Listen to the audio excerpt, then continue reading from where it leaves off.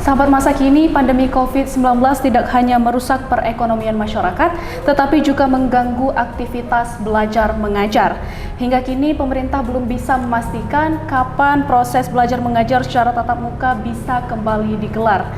Tentunya pembelajaran secara online pastinya punya tantangan sendiri bagi para mahasiswa. Nah, sebenarnya seberapa sulitkah pembelajaran online tersebut? Bersama saya telah hadir Putri Zidni yang merupakan seorang mahasiswa akhir di Fakultas Ekonomi dan Bisnis Universitas Syah Kuala. Assalamualaikum Putri, apa kabar? Waalaikumsalam, alhamdulillah baik. Baik, alhamdulillah ya. Jadi sebenarnya bagaimana aktivitas kuliah selama secara daring ini, Putri? Selama daring ini memang aktivitas kuliah ini agak sedikit menyulitkan mahasiswa ya, karena kan sebelumnya kita kuliah bertatap muka dengan dosen, terus juga kalau misalkan ada pertanyaan-pertanyaan kita bisa langsung diskusi bareng gitu. Tapi untuk selama pandemi ini agak sedikit sulit karena via online, apalagi kalau misalkan yang mahasiswa yang berada di daerah sedikit terpencil dengan kondisi jaringan yang sangat buruk, itu jadi lebih menyulitkan mahasiswa gitu. Gitu ya. Jadi untuk Putri sendiri kira-kira sebelumnya pernah terbayang nggak bahwa di tahun 2020 ini para mahasiswa harus kuliah online? Sama sekali nggak pernah terbayang, karena kan kalau misalkan hari-hari itu kita have fun aja ya, jumpa dosen, ketawa-ketawa, nugas bareng segala macam, terus tiba-tiba kita dihadapi sama pandemik ini agak sedikit kaget ya, sama sekali nggak pernah terbayang dalam pikiran tuh, wah ini harus online gitu. Pas dibilang kita nanti bakalan kuliah tapi tetap secara online gitu, aku kayak bingung ya. Ini kuliah secara online ini sebenarnya gimana sih sistem regulasinya ya? Ternyata ya kuliah tapi secara online gitu. Kalau menurut aku sendiri sih itu kurang efisien ya, karena kita terbatas ya, karena komunikasi juga nggak terlalu lancar gitu. Jadi hambatan terbesar itu sebenarnya tidak bisa berkomunikasi secara langsung ya. Jadi untuk Putri sendiri selama pandemi COVID-19 ini kan kuliahnya ini secara online. Apakah ada dampak terhadap psikologis mahasiswa atau bagaimana? Ya tentu ada berdampak kepada psikologis mahasiswa ya, karena kan sehari-hari itu kita biasanya diskusi untuk tugas dan juga pelajaran yang biasanya dipelajari pada hari itu kita kan diskusi bareng nih setelah kelas gitu kan. Tapi sekarang kan terbatas nih karena kita nggak bisa bertatap muka, harus jaga jarak juga, harus stay at home gitu. Maka dari itu sedikit menyulitkan ya, agak bingung juga nih gimana gitu. Belum lagi nanti nggak semua mahasiswa yang selalu on di online gitu atau WhatsApp gitu. Apakah menurut Putri ini tidak efektif? Tapi untuk mahasiswa lain, apakah mereka juga punya keluhan tersendiri atau bagaimana? Untuk beberapa teman-teman Putri sih, mereka mengeluhkan hal yang sama gitu. Aduh ini gimana ya, nggak ngerti. Pas lagi kuliah berlangsung tuh, pas nanya dosennya jaringannya tersendat-sendat. Terus kita juga kayak yang bingung gitu, mau boleh diulang atau enggak, itu kan kita segan ya sama dosen gitu, takutnya nanti dikira nggak memperhatikan gitu. Sebenarnya itu memang kendala terberat sih kalau misalkan kuliah online ini. Nah, kuliah online ini pakai aplikasi Zoom ya? Iya, pakai aplikasi Zoom. Ada juga sebagian yang pakai Google Meet.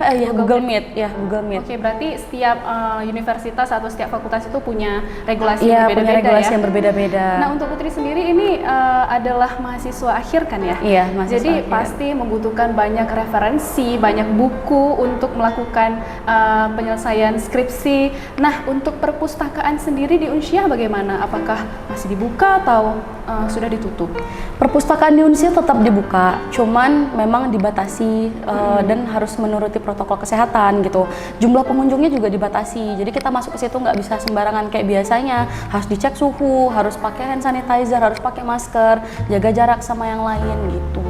Selama pandemi dengan sebelum pandemi, perbedaan paling besar itu apa? Misalnya untuk kegiatan mahasiswa, aktivitas mahasiswa, segala macam. Ya itu sangat berpengaruh ke sistem organisasinya ya. Organisasi dan juga kalau seandainya di kelas internasional, kayak Putri kan ada kelas internasional, itu ada program namanya exchange. Jadi kita bisa exchange selama 1 semester ke luar negeri untuk menempuh pendidikan ya, juga experience-nya bagus banget kan kalau misalkan kita exchange itu. Di situ kendala terberatnya sih, karena mahasiswa nggak bisa lagi pergi ke mana-mana kan, nggak bisa lagi keluar negeri. Sedangkan itu kalau menurut aku tuh memang bagus banget buat experience mahasiswa, itu sangat bagus gitu, karena kita nggak hanya belajar materi di sana, kita nggak hanya belajar materi, tapi kita belajar perbedaan budaya, perbedaan culture, bahasa, gimana sih orang dari berbagai negara gitu. Kita juga make a new friends gitu ya, all around the world gitu. Jadi kita lebih luas gitu wawasannya gitu. Kalau sekarang tetap ada dibuka exchange, cuman ya itu via online, via daring gitu. Jadi kayak menurut Putri tuh sama sekali nggak dapat feel-nya.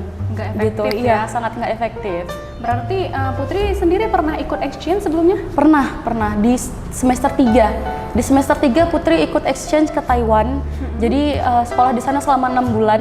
6 bulan kurang lebih ya.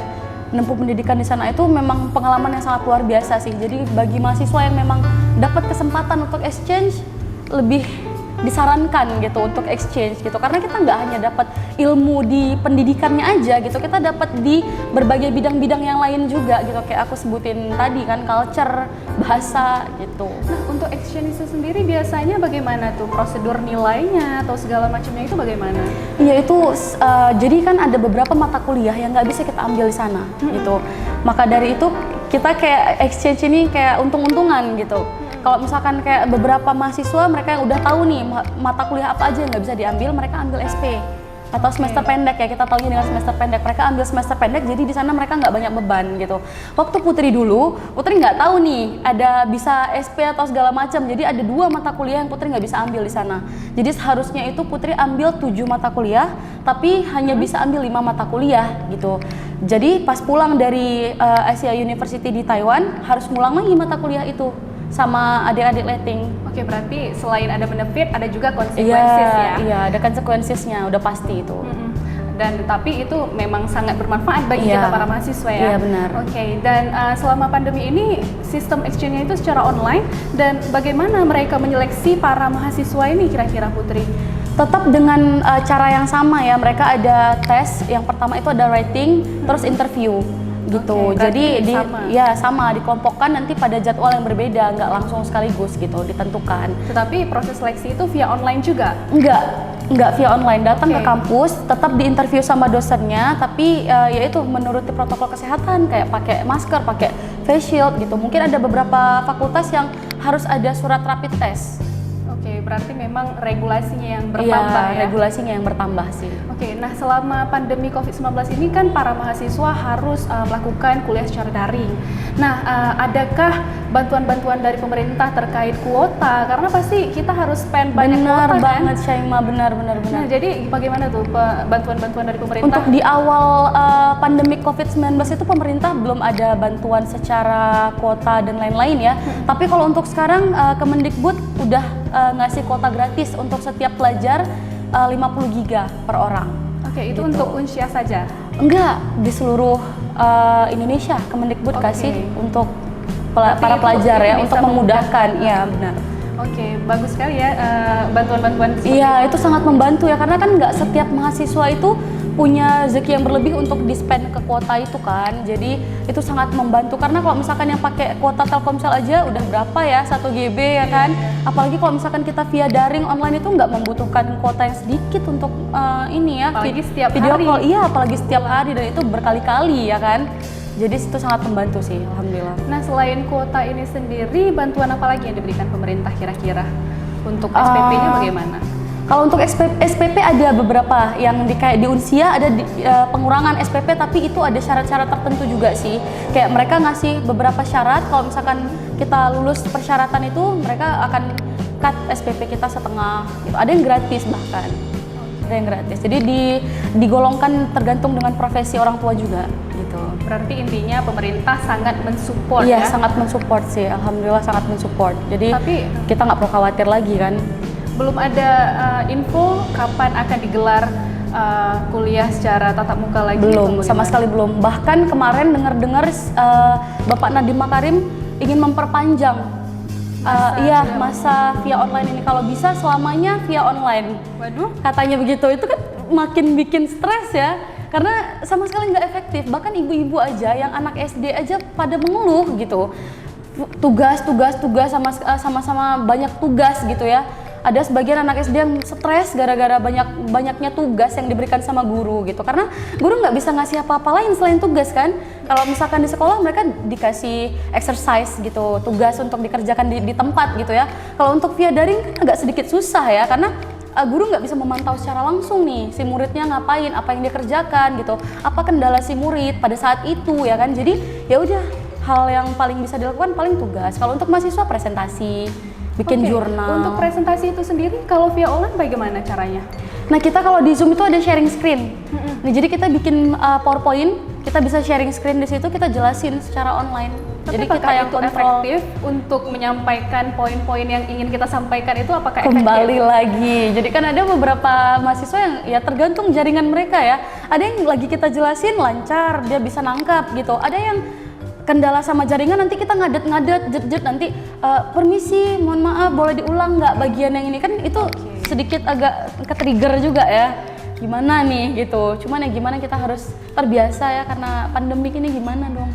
Berarti memang kadang-kadang itu malah membuang waktu kita ya, karena Iya, kita harus benar, melakukan benar, itu secara benar. berulang-ulang. Karena sebagian dosen itu mereka nggak mau tahu, mereka kasih limit time, misalnya 15 menit waktu kamu presentasi itu sudah sama question and answer gitu. Jadi kalau misalkan kita lebih dan kurangnya itu udah di-cut di situ aja. Kamu mau selesai nggak selesai, saya nggak mau tahu gitu. Itu time limit yang udah saya kasih segitu gitu. Oke. Nah, selama pandemi ini biasanya kan kita sebelum pandemi banyak memakai buku ya untuk belajar. Ya, Selama benar. pandemi ini bukunya bagaimana? Bukunya jadi e-book semua. Oke. Jadi udah ada sistem e-learning dan lain-lain. Biasanya dosen share e-book, internet book itu ke mahasiswa, jadi bisa dipelajari gitu. Untuk sistem absennya sendiri bagaimana? Nah, ini menarik nih karena Unsiah itu udah sistem absennya secara online. Jadi kita buka SIM kuliah Unsiah itu, kita bisa masukin cuma NIM aja sama password, langsung kita bisa absen gitu tanpa harus ada tanda tangan dan lain-lain gitu. Tetapi di samping absen itu kita harus juga join ke Zoom Hadir tadi karena ya? dosen bakalan absen ulang nih, yang udah tertera di absen online itu kan di absen satu-satu lagi, mana nih orangnya nih. Kalau nggak ada dicoret sama dosennya, bisa di unabsen sama dosennya. Oh gitu. Nah, Nah, untuk midterm atau final sendiri itu bagaimana selama pandemi ini? Apakah tetap menggunakan aplikasi Zoom atau midterm secara iya benar. pakai e-learning atau bagaimana? Nah, cuman ini nih satu yang paling mahasiswa seneng nih kalau pas midterm sama final nih kan. Kalau misalkan kita secara biasa nih tatap muka, itu kan pasti dosen liatin gitu kan, terus jarak kursinya pasti dijarang-jarangin gitu ya. Kalau misalkan secara daring ini nih, mahasiswa bisa bekerja sama gitu kan. Kan Ini via bahaya online nih ya, kan via online nih ya. Jadi agak sedikit menguntungkan, tapi ada beberapa dosen yang dia kasih satu pertanyaan langsung harus jawab gitu. Oke, berarti ada time limit juga. Ada time limit juga. Jadi 5 pertanyaan, satu pertanyaan itu 10 menit dikasih waktu untuk kita jawab langsung di situ. Ada juga sebagian dosen yang hanya ngasih pertanyaan, kumpulnya nanti, misalnya nanti malam gitu. Dikasih time limit gitu. Oke. Nah, untuk Putri sendiri sebagai mahasiswa akhir, apa nih harapannya untuk masa depan perkuliahan ini? Apakah Putri masih ingin kuliah online atau ingin kuliah tatap muka mungkin? Kalau bisa segera berakhir ya masa pandemik ini, karena sangat disayangkan ya. Kalau misalkan millennials ini kan generasi bangsa ya, agent of change bisa kita bilang ya, generasi bangsa, moral bangsa gitu. Kalau misalkan kayak gini keadaannya, gimana nanti bangsa kita akan diteruskan oleh para millennials ini ya. Jadi aku sangat berharap pandemik ini akan berakhir, jadi kita bisa sekolah dengan bertatap muka seperti biasanya gitu, karena ilmunya lebih dapet gitu daripada online. Kayak mahasiswa akhir ini sidang aja via online, Syaima. Apalagi wisuda via online. Biasanya orang wisuda tuh orang tuanya datang, ya kan, bisa foto bareng. Tapi ini iya feel-nya kurang dapat, jadi sedih sih sebenarnya beneran. Kalau misalkan kayak di luar negeri tuh ada prom night dan segala macam, mereka nggak bisa kan ngadain prom night dan lain-lain. Jadi ya harus via online, itu rasanya benar-benar aduh down sih. Anak-anak di seluruh dunia nih kayaknya ya sangat disayangkan. Untuk mahasiswa akhir kalau ingin berkomunikasi dengan dosen wali nih, misalnya konsultasi untuk skripsi segala macam, itu via online juga atau bagaimana? Via online, via WhatsApp. Waduh. Jadi kita WhatsApp dulu nih, kalau misalkan si dosennya setuju untuk ketemu, oke kita jumpai dia. Tapi ada sebagian dosen yang parno, karena kan waktu pas lagi tinggi-tingginya kasus COVID di Aceh, itu banyak banget dosen Unsiah yang terpapar virus corona. Jadi mereka ada sebagian yang parno, nggak mau ketemu sama siapapun, jadi mereka di rumah aja gitu. Jadi konfirmasi lewat WhatsApp gitu. Dan itu kurang efektif Iya, kayaknya sangat ya? kurang efektif. Kita skripsinya juga kirimnya melalui email, Pak ini udah benar belum? Nanti kalau misalkan ini revisi, kita nggak tahu nih mana yang salah. Karena kan kalau misalkan kita bawa kertasnya langsung, dia bisa coret ini salah, kamu harus perbaiki yang ini jadi begini gitu. Ini nggak bisa. Apakah tidak ada aplikasi yang memudahkan untuk penyelesaian skripsi itu? Misalnya ada aplikasi yang memang bisa dicoret-coret nih, dosen bisa kasih notes. Oh iya, bisa. Kalau Oh, misalkan ada ya? dari via WhatsApp itu udah bisa juga, Instagram juga bisa. Banyak kok aplikasi di zaman sekarang ini. Cuman kan tetap aja ya kurang efektif ya. Kita kan nggak nangkap langsung nih si dosennya jelasin apa yang harus kita lakukan gitu kan. Karena dia hanya melalui chat, bisa aja salah paham gitu. Nah, yang tadi Putri bilang itu kan kesulitan-kesulitan selama belajar online. Tapi di samping kesulitan itu, apakah ada yang memudahkan Putri dalam belajar online ini? Misalnya apa alasan-alasan yang ternyata Putri berpikir selama online ini, oh ternyata ini lebih mudah bagi mahasiswa, atau bagaimana? Sejauh ini sih, kalau misalkan lebih mudah ya, kalau pembelajaran itu kan bisa dilakukan oleh berbagai cara ya. Bisa kita baca buku, bahkan di online, di YouTube pun banyak gitu kan, materi-materi pembelajaran yang bisa kita pelajari. Cuman kalau menurut Putri ya, tetap lebih efektif kalau kita bertatap muka secara langsung gitu. Kita diskusi langsung sama guru ataupun dosen gitu. Itu menurut Putri lebih efektif, karena dengan adanya diskusi ini, pikiran kita lebih terbuka gitu. Kayak kita berdiskusi sekarang, pikiran kita lebih terbuka, wawasan kita lebih banyak, lebih luas gitu. Jadi kita lebih mudah menangkap sesuatu apa yang dikatakan gitu ya. Kalau misalkan kayak yang online ini, Putri belum menangkap apa sih benefitnya gitu. Ada benefitnya, kita jadi lebih sadar akan kesehatan ya, karena kan banyak nih mahasiswa sekarang nih suka jajan sembarangan di luar ya kan. Apalagi kalau misalkan waktu mepet, jadwal sekolah kan padat ya Syaimah. Ada yang makannya di luar, makan apa yang ada di dekat pekarangan sekolah, kita nggak tahu itu higienis atau enggak gitu kan. Tapi selama online ini kan kita lebih jaga kesehatan, kita lebih peduli dengan kesehatan kita. Selebih dari itu kita lebih bantu orang tua nih di rumah ya kan, jadi lebih bermanfaat lah gitu. Oke, ternyata ada juga benefitnya. Ada. Dan pernah nggak Putri merasa bahwa kuliah online ini membuat Putri lebih expert terhadap teknologi?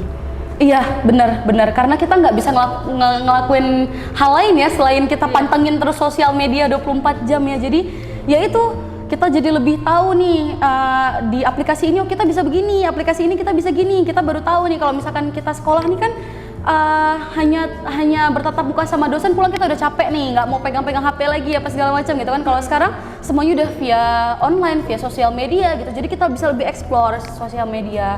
Cuman ada plus minusnya juga sih, karena kan kalau misalkan di sosial media itu harus disaring-saring ya, apalagi kalau misalkan anak-anak yang underage gitu, ada konten-konten yang tidak seharusnya, itu bahaya, sangat bahaya, karena itu kan tidak diamankan gitu ya. Jadi semua anak-anak yang underage bisa akses gitu, sedangkan itu konten yang tidak boleh mereka tonton gitu.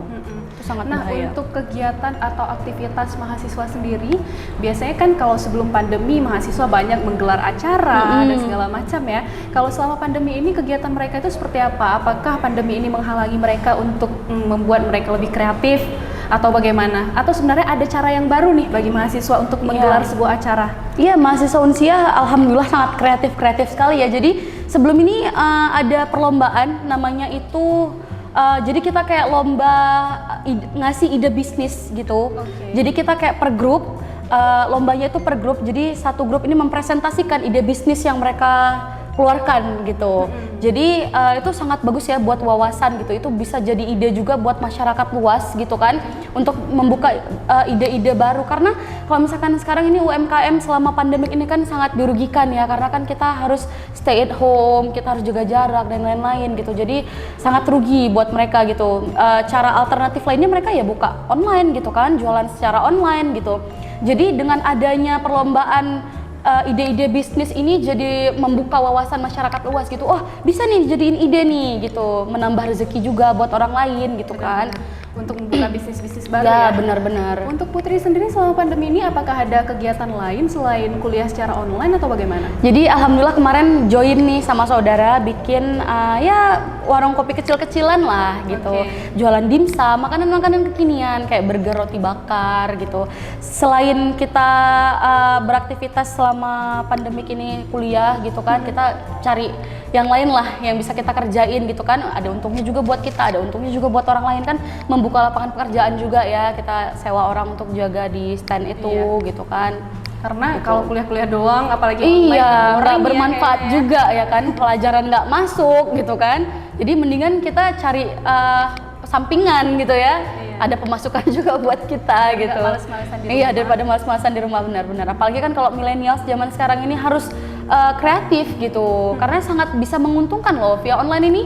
Dari 1 ke 100, 10 ke 100, 100 ke 1000 nyebar gitu kan, bisa viral, apalagi via TikTok, via Instagram gitu kan, sangat Nah, menguntungkan. untuk usaha Putri itu sendiri, Putri promosikan melalui sosial media juga? Iya, tentunya melalui sosial media itu karena memang alternatif satu-satunya ya yang bisa menarik perhatian masyarakat ya, karena kan orang-orang di masa pandemik ini sebenarnya nggak masa pandemik aja sih, dari sebelum pandemik orang kan memang udah gunain sosial media ya dalam kehidupan sehari-hari. Jadi melalui sosial media itu memang jalan satu-satunya gitu. Banyak orang yang lihat sosial media, wah ini ada baru nih, kayaknya menarik nih, datang gitu kan. Kalau misalkan kita hanya, kalau misalkan kita hanya dari mulut ke mulut sih efektif juga. Cuman kan kebanyakan orang yang kayak iya gitu aja gitu kan. Tapi dengan konten yang menarik, dengan foto atau video yang menarik, itu bisa menarik perhatian masyarakat juga untuk datang kan. Bagus gitu. Berarti mahasiswa sekarang tuh memang kreatif gitu Iya, ya. harus kreatif. Tidak hanya harus kuliah melulu, tapi mereka juga bisa mulai bisnis baru. Iya, segala benar macam. tuh. Itu jadi Terakhir nih Putri. Nah Putri, ada yang mau disampaikan nggak bagi para mahasiswa yang sekarang memang lagi berjuang di masa pandemi COVID-19 ini? Iya, jadi buat para mahasiswa nih harus tetap semangat, jangan down gitu ya, karena kita nggak bisa ngelakuin apa-apa selain bersabar gitu kan. Pandemik ini bukan hal yang bisa kita sepelekan ya, karena itu bisa merenggut nyawa orang gitu kan.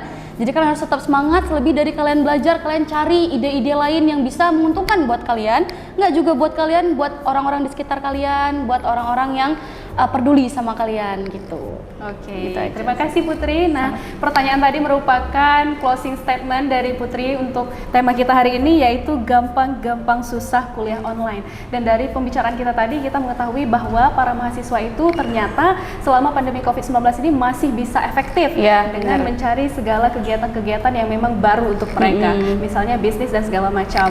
Nah, bagi sahabat masa kini yang ada di rumah, jangan lupa untuk tetap menjaga kesehatan dengan mengikuti protokol kesehatan yang telah dianjurkan oleh pemerintah, seperti menggunakan hand sanitizer dan juga memakai masker.